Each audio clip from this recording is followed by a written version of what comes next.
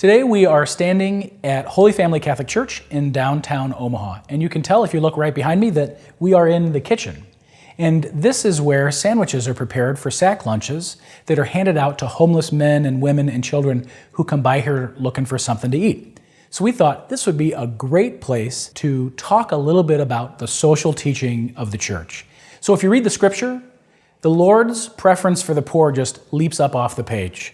In the Old Testament, we hear in the Psalms that the Lord hears the cry of the poor. We know that the poor are in fact the Lord's poor.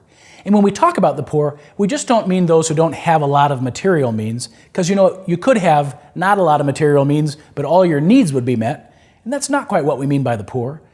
What we mean by the poor are those people who cannot face their circumstances. Those are new ones. Yes, they are. Well, thank you. Bless you. Bless you. People who are powerless in front of the circumstances of their life. When Jesus came into the world, he gave us lots of parables, and we recall the parable of the lost sheep.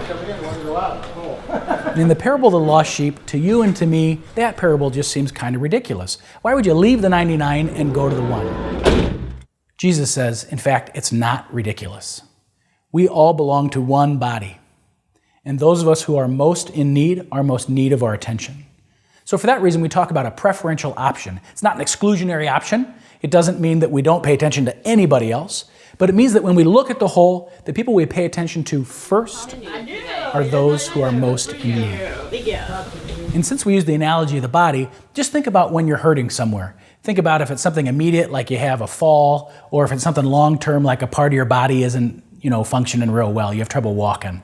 When those things happen to our body, we are immediately aware. We can't help but be aware. And if we don't pay attention to that stuff, what happens? The whole body suffers.